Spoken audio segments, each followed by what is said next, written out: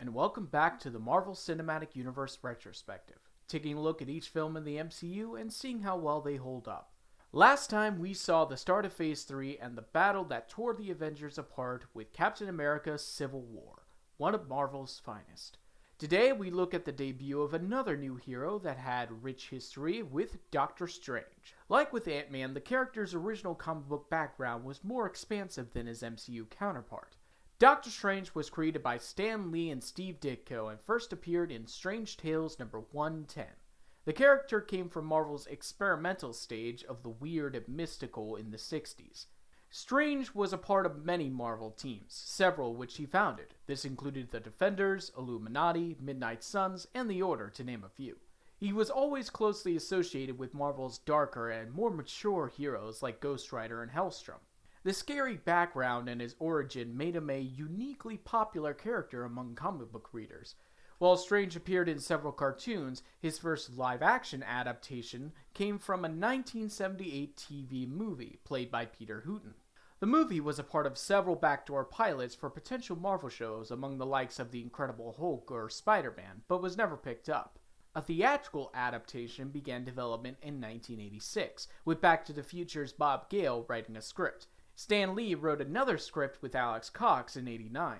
The 1992 film Dr. Mordred originally started as a Doctor Strange movie by Charles Band before he lost the rights to the character.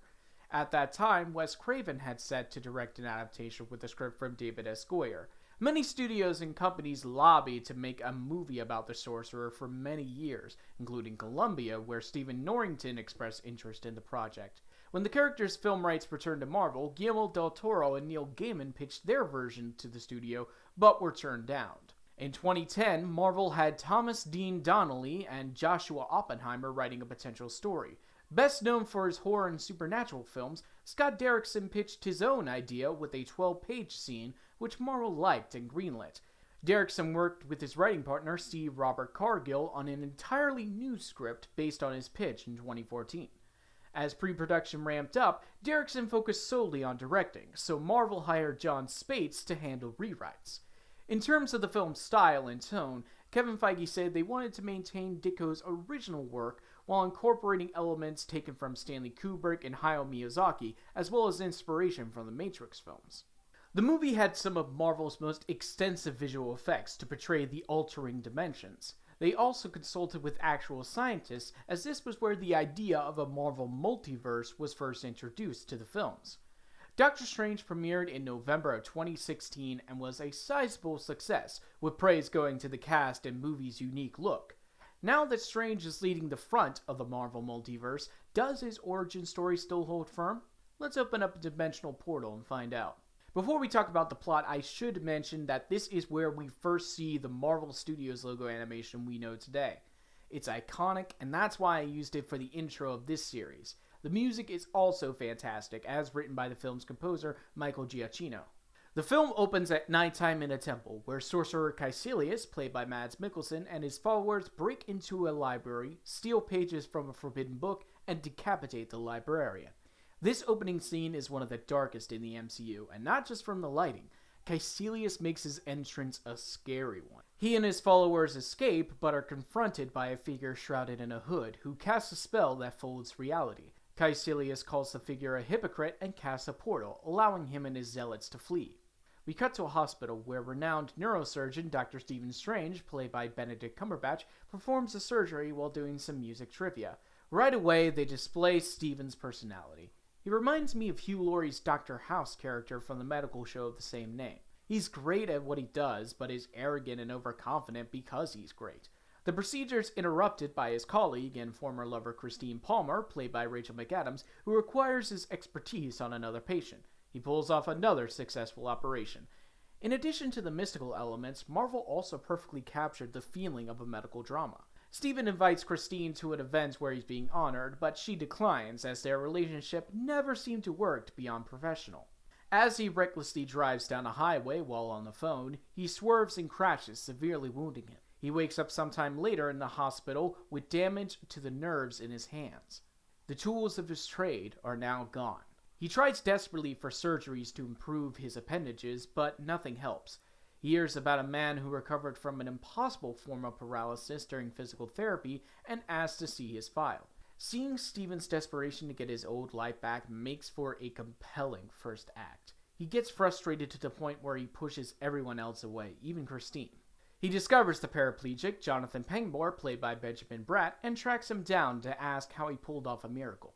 Jonathan tells Steven that when Western medicine failed him, he went east and found Kamartaj. There, his mind was elevated and his body healed. Steven travels to Kathmandu in search of Kamartaj. When mugged, he is saved by another hooded figure who reveals himself as Mordo, played by Chiwetel Ejiofor. Mordo takes Steven to Kamartaj, shown as the temple from the beginning. He meets the head of Kamartaj, the Ancient One, played by Tilda Swinton. Yeah, let's talk about this. The mystic arts were based on Tibetan culture in the comics, and the Ancient One himself was a male Tibetan. It's believed that the change came from Disney as they wanted to appeal to their Chinese audience, who have a strong distaste for Tibet. Marvel has said they regretted not accurately representing the character in the movies and wished they could do it again. Having said that, I don't think it takes away from Swinton's performance. All they did was change the gender and switch ethnicity to Celtic. She's still very much an enigma, but wise. The Ancient One tells Steven that Jonathan was healed because his spirit was realigned with his body. Steven dismisses this as typical Eastern philosophy until she pushes his astral form out of his body, opening his mind. From here, we get a very trippy scene where Steven gets a small taste of the multiverse and the infinite dimensions.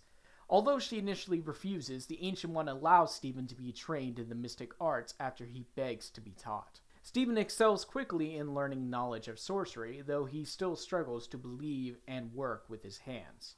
Eventually, he sneaks around the library and its new guardian, Wong, played by Benedict Wong, and he finds the Forbidden Book of Cagliostro, where he learns about the Eye of Agamotto, a green gem encased in a golden socket that controls the flow of time. He tries it out, but is caught and accosted by Wong and Mordo. Steven, in turn, demands to know why they practice the mystic arts.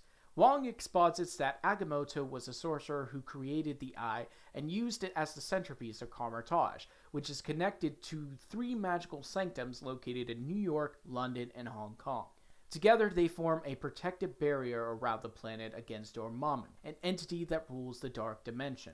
Caecilius' soul pages containing a ritual to summon Dormammu and bring about an age of darkness in exchange for eternal life. Steven wants no part of this battle, but has little choice when Caecilius attacks the London Sanctum and pushes him into the New York Sanctum. The address is a nice nod to Cumberbatch's role as Sherlock Holmes. Caecilius arrives and kills the Sanctum's protector. Steven struggles to fight him and his zealots off, but is helped by the Cloak of Levitation.